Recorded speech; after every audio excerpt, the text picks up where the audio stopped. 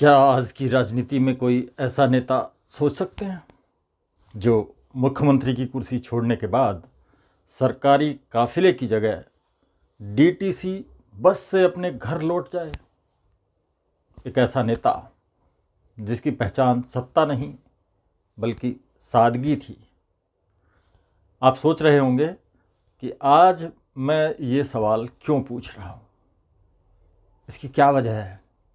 वजह है आज 30 जून है, दिल्ली के पूर्व मुख्यमंत्री साहेब सिंह वर्मा की पुण्यतिथि, जिनकी जिंदगी बताती है कि बड़ा पद नहीं, बड़ा व्यक्तित्व इतिहास बनाता है।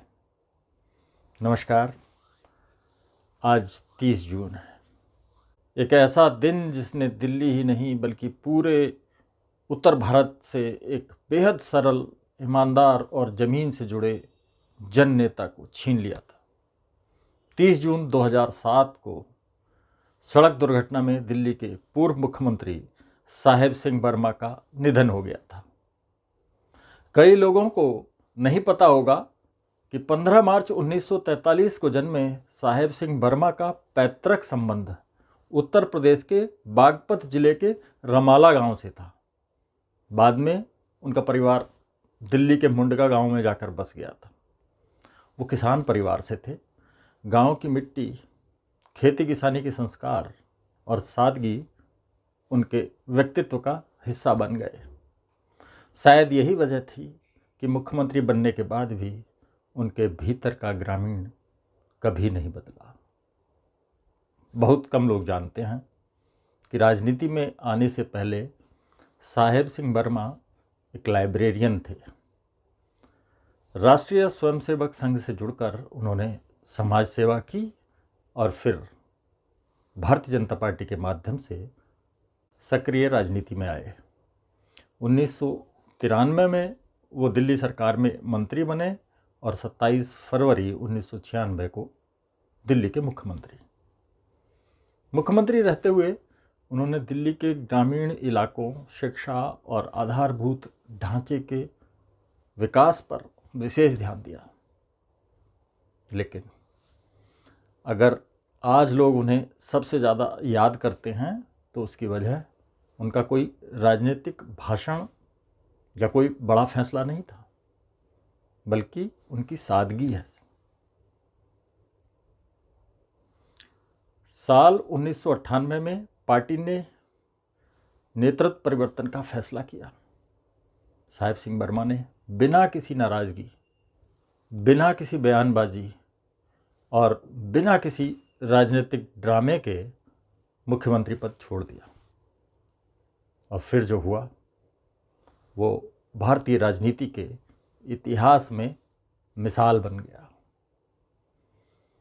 जिस नेता के आगे पीछे सरकारी काफिला चलता था, वही साहेब सिंह वर्मा डीटीसी की साधारण सी बस में बैठकर अपने घर मुंडका लौट गए।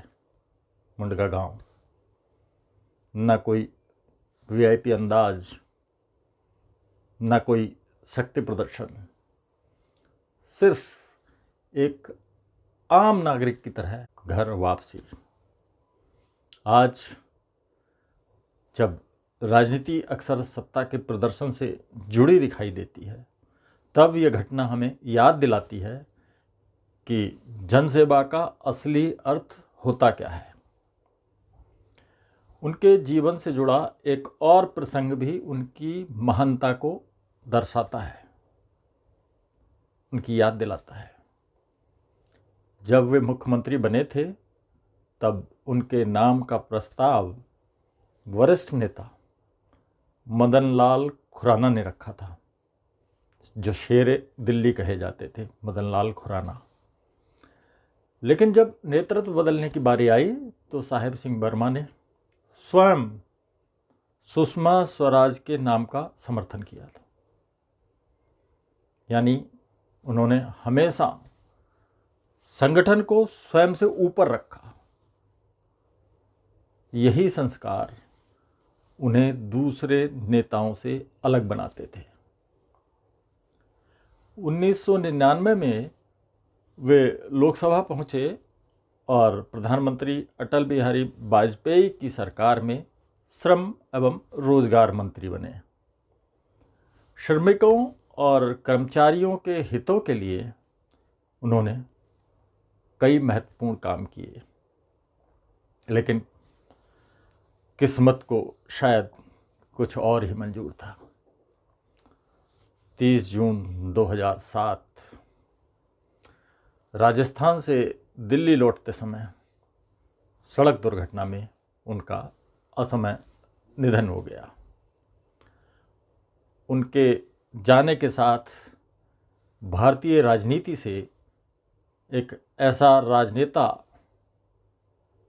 चला गया जिसकी पहचान पद नहीं बल्कि उसका व्यवहार था। अब उनके पुत्र प्रवेश साहेब सिंह वर्मा दिल्ली सरकार में मंत्री हैं। हाल ही में उन्होंने मुख्यमंत्री पद के लिए रेखा गुप्ता के नाम का प्रस्ताव रखा था। राजनीति में ऐसे संयोग अक्सर इतिहास की याद दिला जाते हैं। एक समय पिता के नाम का प्रस्ताव किसी और ने रखा, फिर पिता ने दूसरे नेता के नाम का समर्थन किया और आज बेटा भी संगठन की परंपरा निभाते हुए किसी और के नाम का प्रस्ताव रखता है। भविष्य की राजनीति क्या मोड़ लेगी, ये बात तो समय बताएगा, लेकिन साहेब सिंह वर्मा की सबसे बड़ी विरासत शायद यही है कि राजनीति केवल सत्ता पाने का माध्यम नहीं बल्कि सेवा, सादगी और संगठन के प्रति समर्पण का नाम भी है।